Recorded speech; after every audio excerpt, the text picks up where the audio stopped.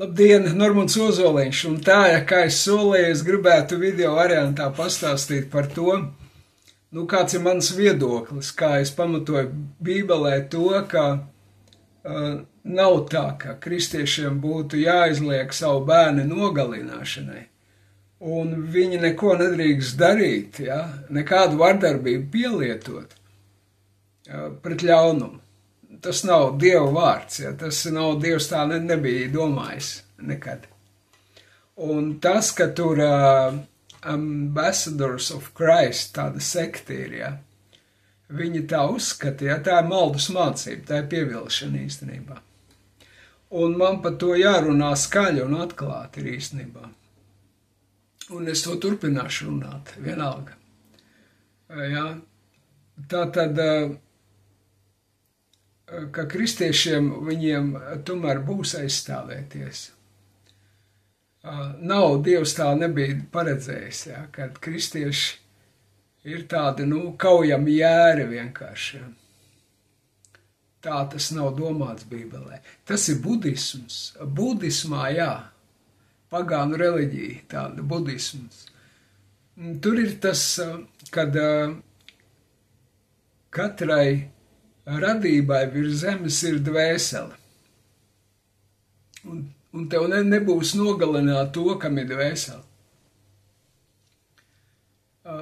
Tātad viņi nēd tāpēc dzīvniekus un tā tālāk. Un viņi nepretojas nekādai vardarbībai. Viņi nenogalina. Bet redziet, tavam slepkavam nav dvēseles, kas tev nāk nogalināt. Viņš nav cilvēks, viņš ir slepkava. Saprot? Un Dievs vērtē augstāk tavu dzīvību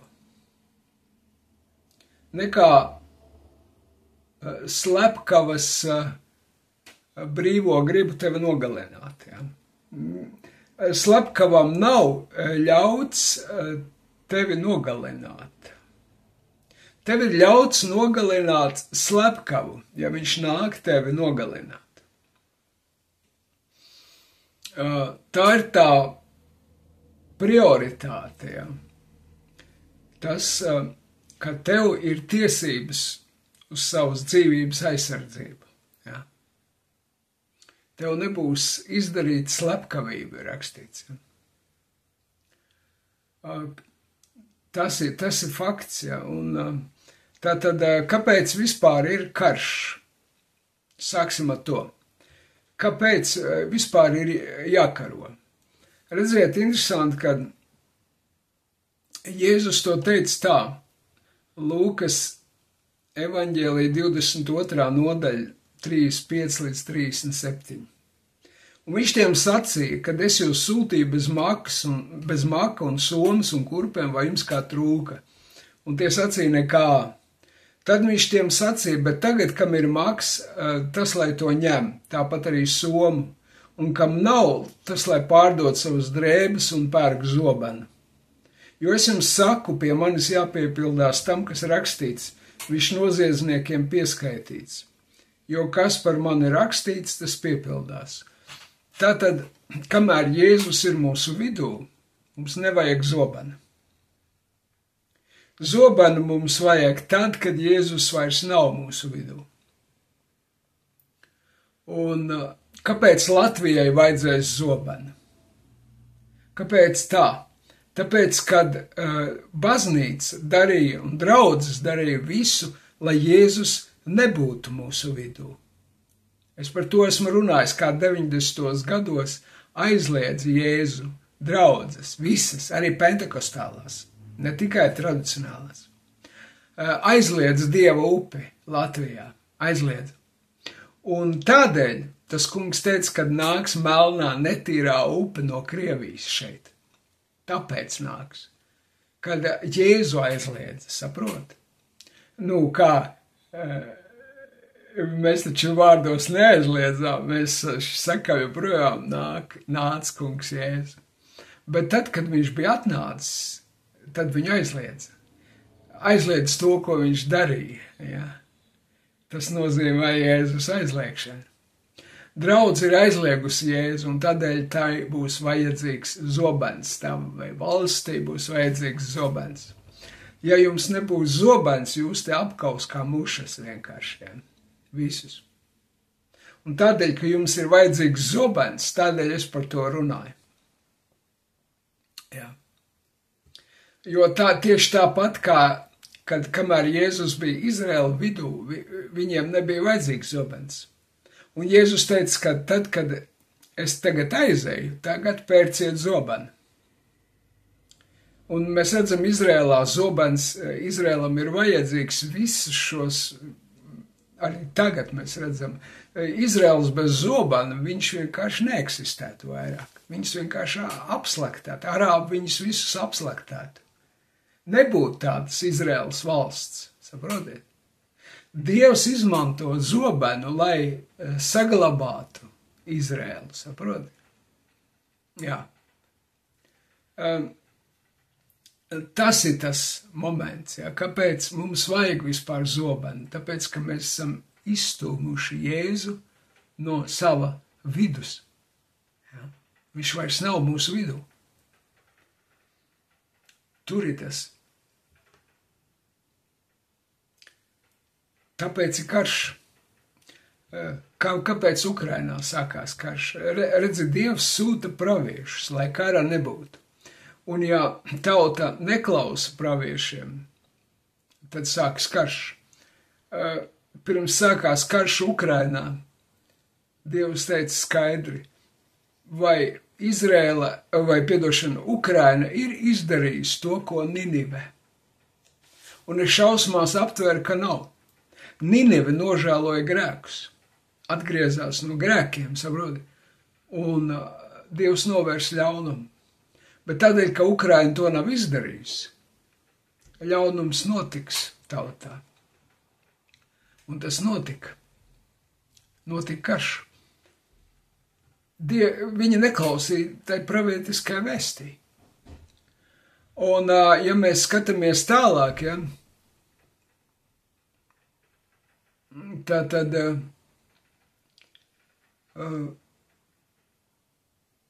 ja tomēr karš ir sācies, redziet, ja tomēr karš ir sācies, ko mums būs darīt kā kristiešiem? Vai mums būs vienkārši tā akli neko nedarīt? Un lai ienaidnieks šeit nāk un plosās un dara ar mums, ko grib? Vai tomēr mums būs pretoties? Šodien apskatīsim tās divas raksturvietas, tātad, kur Jēzus runā par to. Jēzus, tātad Mateja evaņģēlijas 5. nodaļa. Jūs sākot no 38. panta. Jūs esat dzirdējuši, ka ir sacīts aci pret aci, zobu pret zobu. Bet es jums saku, jums nebūs pretī stāvēt ļaunumam. Bet kas tev sit labajā vaigā, tam pagriez arī otru. Un kas ar tevi grib tiesāties un ņem tev svārkus, tam atdod arī apmetni. Un kas tevi spriež iet vienu jūdzi, ar to paēd divas. Dod tam, kas tev lūdz un neatsakies, ja kas no tevis grib aizņemties. Tad Jēzus šeit saka tā, ka nebūs tā, kad būs zobs pret zobu un acs pret acēm. Ja kas tev sit labajā vaigā, tam pagriez otru. Tā problēma ir, draugi, ka mēs sākam Dieva vārdu padarīt pa likumu. Un tikko Dieva vārdu padara pa likumu, ja, viss mēs esam maldos. Jo likums ir rakstīts ka cilvēks nav likumam, bet likums ir cilvēkam. Saprotiet? Likums, piemēram, ja mēs tā burtiski ņemsim pildīt Dieva vārdu, tad mums jāizdur acs un jānocert savu kāju, jo Jēzus teica, ja tev labā acs tevi apgrēcina, tad izraut to. Jo labāk, ka tu ar vienu aci ieeji debesu valstībā, nekā ar abām noej ellē. Ja? Un ja tev labā kāja apgrēcina, tad cer to nost, jo labāk, ka tu kroplis ieeji Dieva valstībā nekā vesels ēlē nonāc. Ja? Tad, ja mana acis mani apgrēcina, tad man jāņem nazis un riktīgi jāizdur acis. Un tā Jēzus teica, tas tev labāk. Ko viņš ar to bija domājis? Vai mums ir acis jādur sev un jācērt kājas nost? Vai viņš tieši to bija domājis? Vai Jēzus šeit tieši tā arī bija domājis, kad ja tev sit pa vienu vaigu, tad pagriez otru un nepretojies ļaunumam, lai tev sit nost. Neko nedrīkst darīt. Tieši tā to bija domājis, un tev nositīs, viss. Ja mēs ņemam to burtiski, ja mēs pārvēršam šo vārdu par likumu, tad Jēzus teica, ka svētīgāk, labāk ir tam, kas otru apgrēcina, vienu no tiem mazajiem, viņam piesiet dzirnakmeni nogremdēt viņu ūdenī, upē. Tādā veidā anabaptisti kādreiz gremdēja, anabaptistus gremdēja luterāņi. Katoļi viņus dedzināja uz sārtiem, bet luterāņi viņus slicināja. Uz šī vārda pamata, kad svētīgi, ja tev apgrēcina kāds, ja, viņi uzskata, ka viņi ir tie, kas nes apgrēcību, ja, jo viņi ir anabaptisti, viņi saka jākristās ar pagremdi, viņi ir atkal kristītāji, ja. Un viņus slīcināja, jo piepildīja, Jēzus taču teica svētīgi, labāk, tātad, mēs gribam būt labi Dievs acīs, mēs ņemam viņu slīcinām, tā kā Jēzus teica, viņš teica jāslīcina, jāpiesina dzirnakmens un jāslīcina, kā tad tā? Redziet, kur var novest visu, ja mēs Dievu vārdu uztveram burtiski, un padarām viņu par likumu.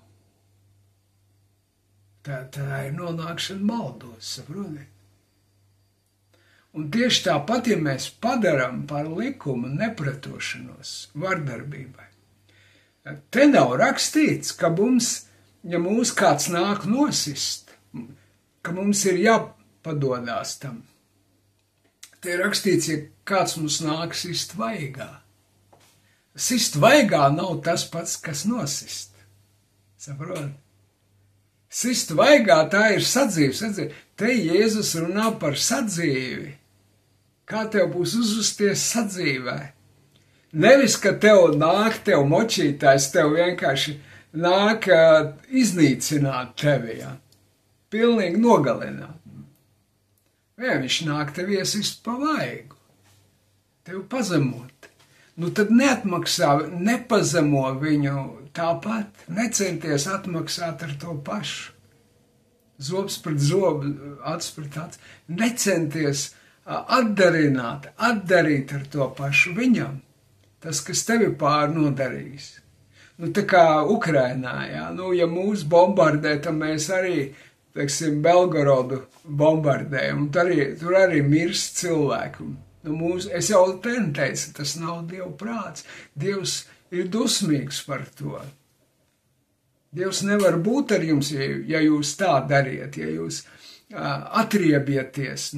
Tur arī mirst Belgorodā nevainīgi cilvēki. Tas ir nepareizi.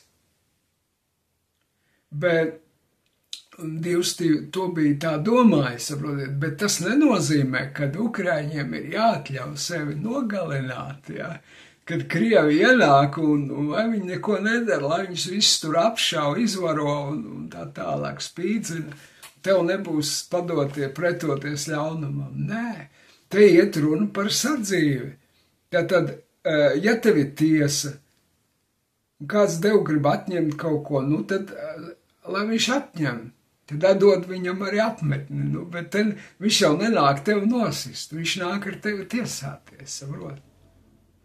Un kas tev spiež vienu jūdzi paiet divas, ja? Izdara vēl vairāk kaut ko viņam, ja, labu. Saproties. Bet, kas tevi lūdz, neatsakies, ja kāds tev grib no tevis aizņemties, ja? aizdod viņam, ja viņam vajadzīgi ir nauda vai kas.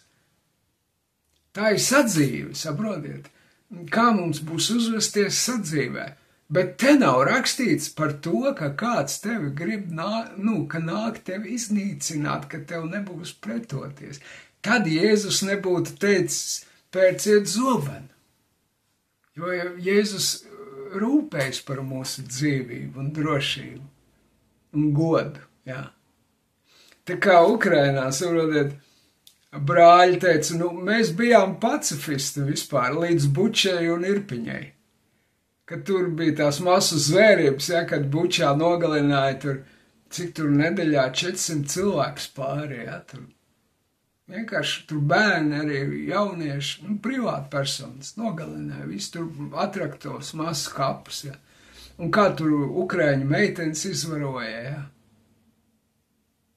Un mācītājs teica, mēs sākam domāt, viņi atnāks un mūsu draudzes māsas izvaros, mums kaut kas ir jādara, mēs nedrīkstam to pieļaut, Ja mēs neko nedarīsim, viņi atnāks un darīs ar mums, ko gribēs, mēs būsim tādi kaujami lopi, visi. Un tāda garīga lieta, ka kļūt par kaujamu lopu. Redzi, kas ir, Jēzus teica tā, nevis Jēzus, bet apustulis Pāvils. Ja kāds negādā par savējiem, un visvairāk par saviem mājas ļaudīm, tad viņš ir aizliedzis ticību un ir ļaunāks par neticīgu.